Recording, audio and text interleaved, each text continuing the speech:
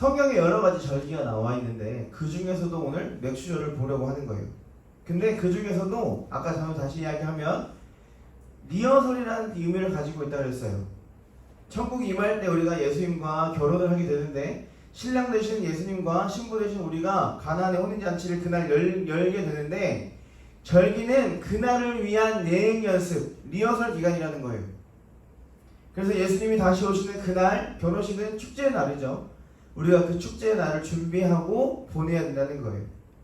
그래서 여러분들이 기억해야 하는 건 절기는 하나님이 기억하신 날이고 또 절기는 축제의 리허설이라는 뜻입니다. 이걸 기억하면서 한번 봅시다. 절기의 가장 첫 번째 절기가 뭘까요? 절기 중에 가장 첫 번째 절기. 그건 강은 네가 얘기한 거예요? 누가 이쪽 되겠는데? 유월절이 가장 첫 절기예요. 유월절은 무슨 날일까요?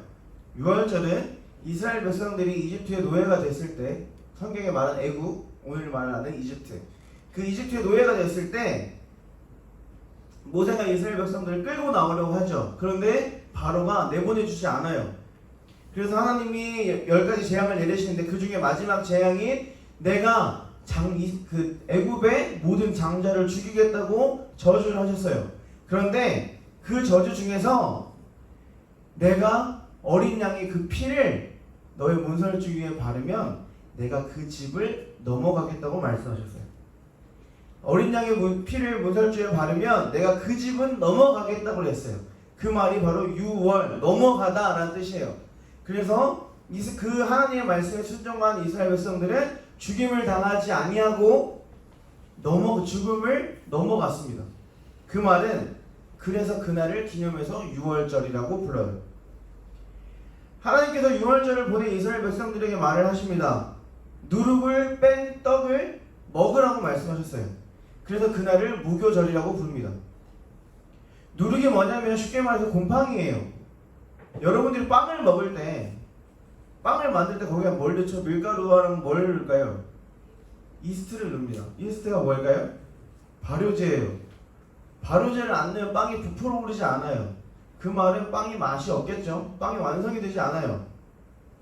무슨 말이냐면 하나님이 누룩을 빼라 라고 명령하신 이유는 인간적인 요소를 제거해라 라는 말이에요. 내가 너희 이스라엘 백성들을 애굽에서 구원했으니까 너희는 다시는 그것을 잊지 말아라.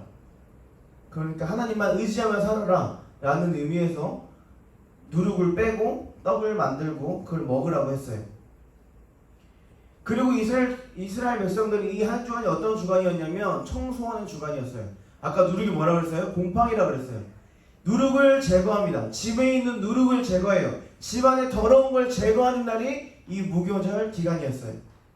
한 주간 집을 청소한 날인 거예요.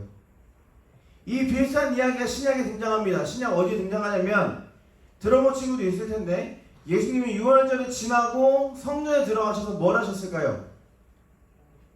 청소하셨어요.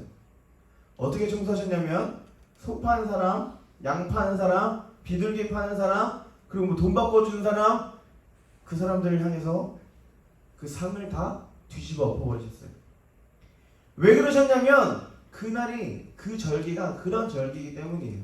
성전에 내 집에 내 마음에 있는 누룩을 제거하는 날이 바로 무교절이었던 거예요. 그 이후에 등장하는 절기가 바로 우리가 알고 있는 맥주절입니다. 맥주절의 다른 이름을 아는 사람? 준수. 이따 한수 열심히 먹어요. 안 돼? 안 되나? 돼요? 그거 먹고 살면 되죠. 또 다른 거. 맥주절의 다른 이름. 혼자 욕심 부렸어요? 맞아요. 맥주절에 두 가지 이름이 있어요.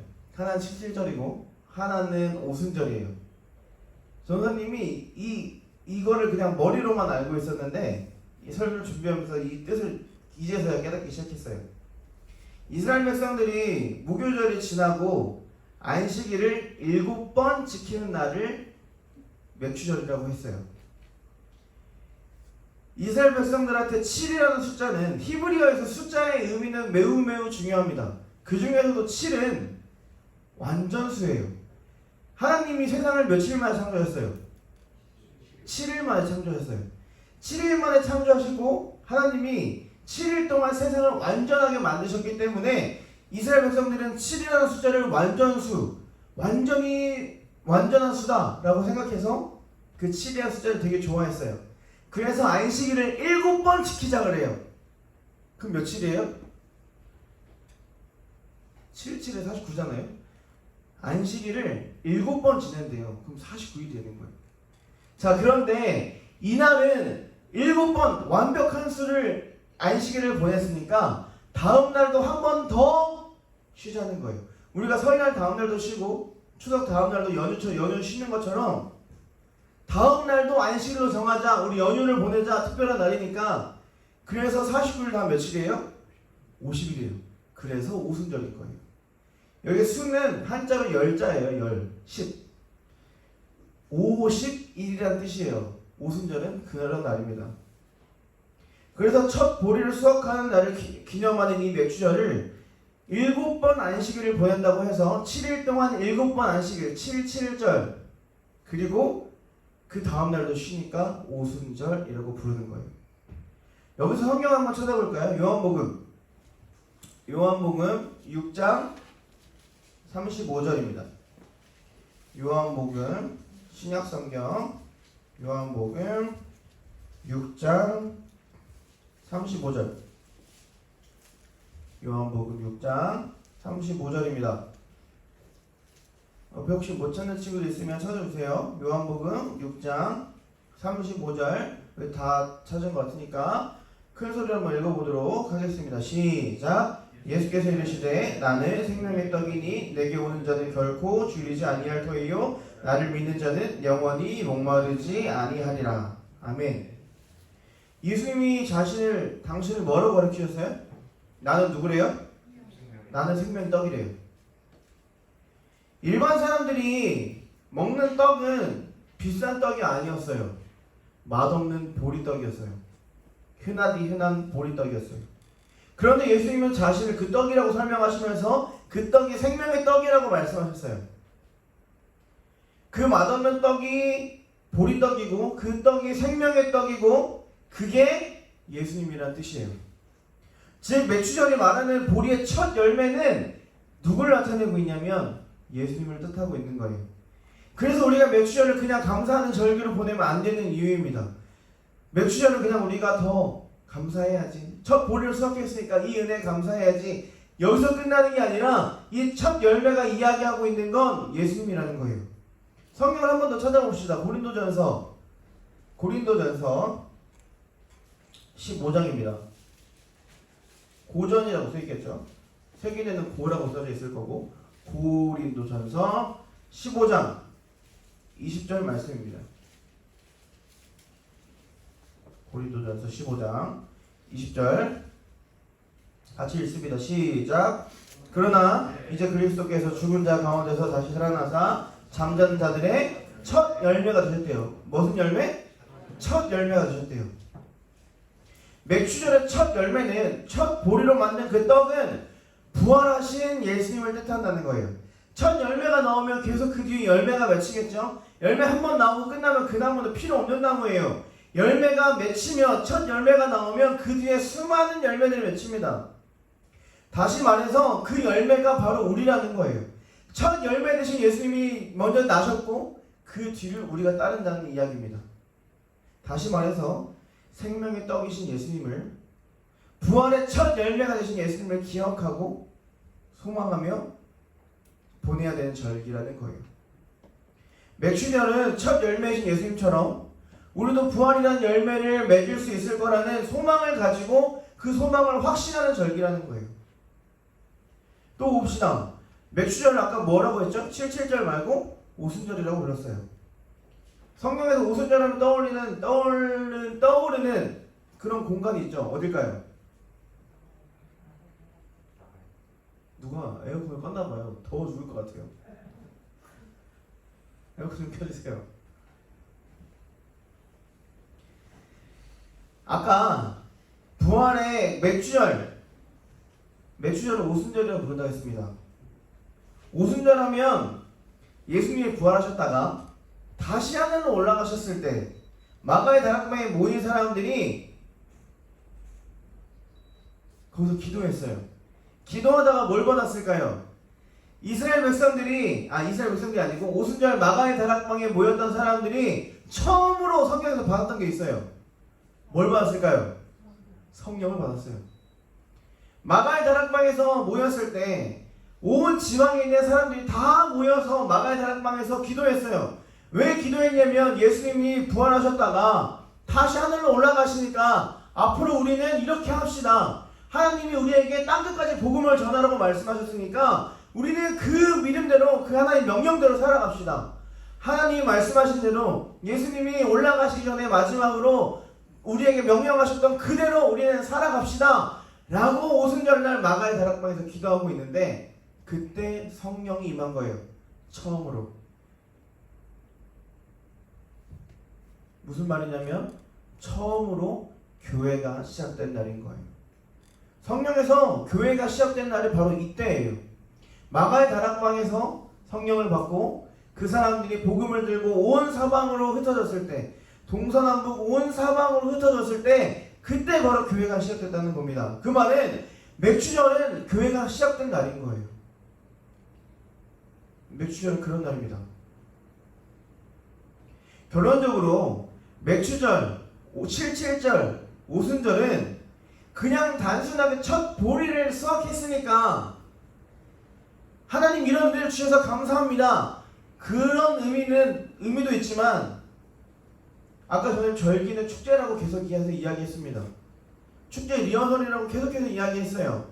첫 열매로 부활하신 보리떡 예수님이 이 땅 가운데 다시 오실 그날을 소망하면서 부활의 첫 열매신 예수님이 나도 부활하게 해주실 것을 믿는 그 믿음으로 오늘을 보내야 한다는 겁니다.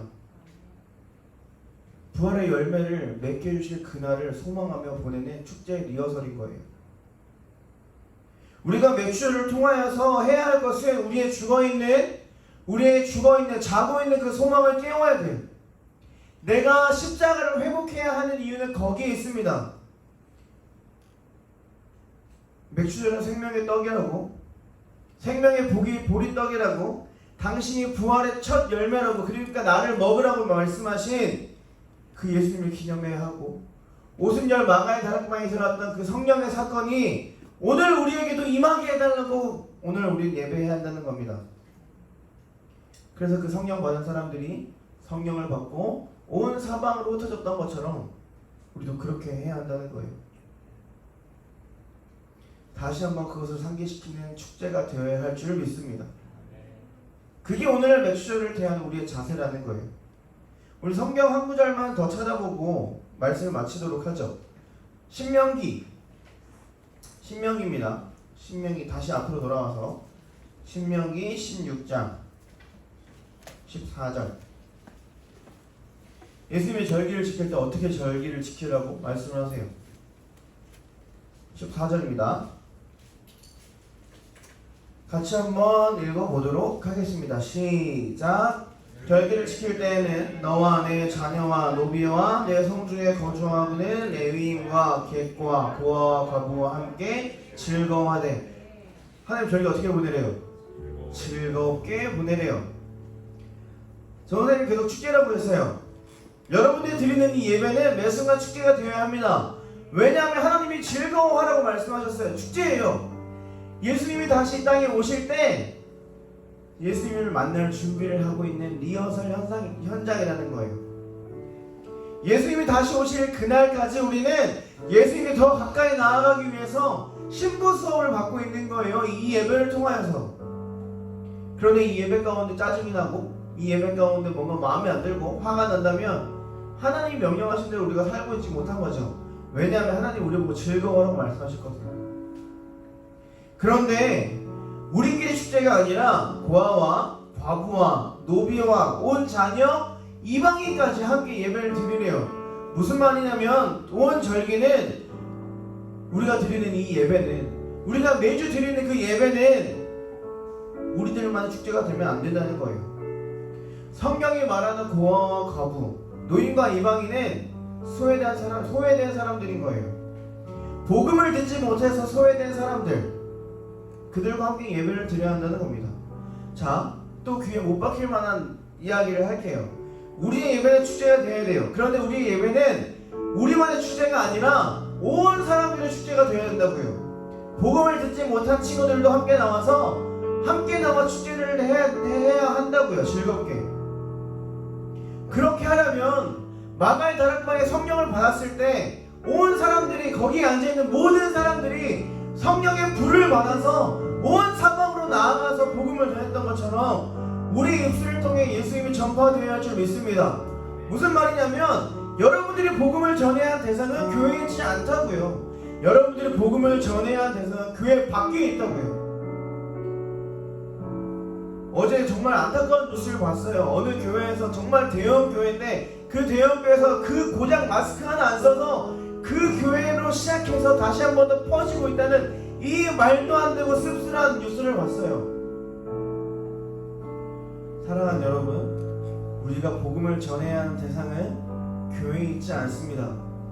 내가 불편해서 마스크 한 번 안 썼더니 어떻게 됐어요? 세상 사람들은 교회를 다시 코로나의 원상지로 보고 있습니다.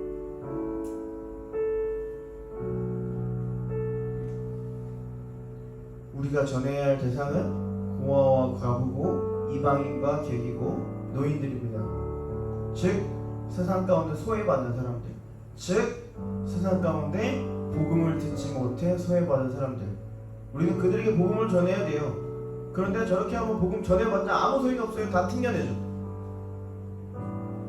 내가 마음이 안 좋아요. 내가 마음이 안 좋은데 옆에 와가지고 야 우리 뭐 하자 그러면 누가 그 말 듣겠냐고요. 내 마음이 좋아도 싫은 사람이 와서 이야기하면 들을까 말까 한데, 내 마음이 최악인데 이 옆에 사람이 정말 꼴도 보기 싫은 사람이 와가지고 나한테 같이 교회 가자고 하면 누가 교회를 가겠냐고요. 사랑하는 여러분, 맥주절에서 더 감사하고 절기라서 더 감사하는 그런 삶이 아니라, 그런 단순한 감사의 절기가 아니라 부활의 첫 열매이신 예수님을 기념하고 부활의 소망을 다시 되새기는 오늘의 절기가 되기를 소망합니다. 오늘의 맥주절이 되기를 소망합니다. 그래서 예수님의 신부로 살아가고 있는 우리가 예수님이 다시 오셔서 그 축제가 열릴 때 진짜 신부로 그 자리에 참석하기를 주님의 이름으로 축복합니다. 그 축제의 주인공이 여러분들이 되시기를 주님의 이름으로 축복합니다.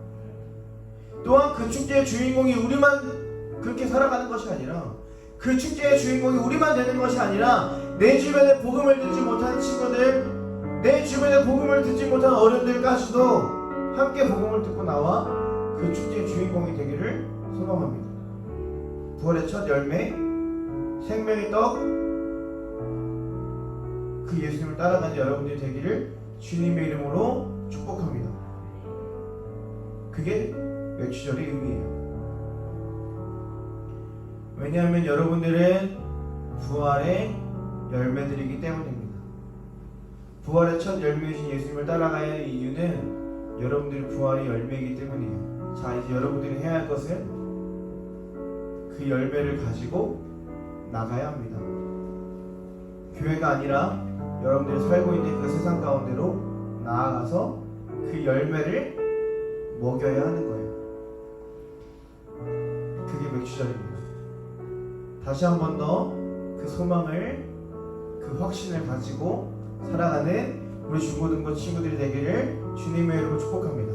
우리 지금 말씀 생각하면서 다시 한 번 더 기도했으면 좋겠습니다. 하나님, 내가 이 맥주를 통하여서 하나님이 인도하시는, 하나님이 명령하셨던 그 소망을, 부활의 소망을 평생토록 내 마음 가운데 가지고 살아갈 수 있도록 인도해달라고. 내 마음 가운데 예수님의 사랑만, 내 마음 가운데 예수님의 그 부활의 첫 열매가 맺힐 수 있도록 주님, 그리하여서 내가 이 열매를 세상 가운데 먹일 수 있는 그러한 사람이 되게 해달라고 우리 시간 다시 한 번 더 말씀을 생각하며 기도하도록 하겠습니다. 기도합니다.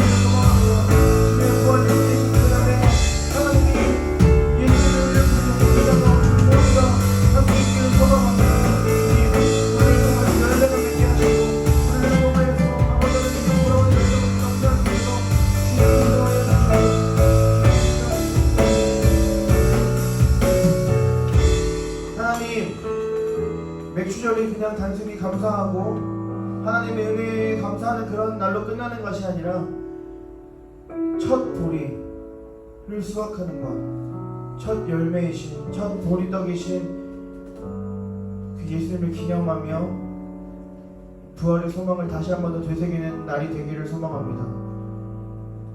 주님, 우리가 은혜 아니면 살아갈 수가 없습니다. 예수님이 아니면 살아갈 수가 없습니다.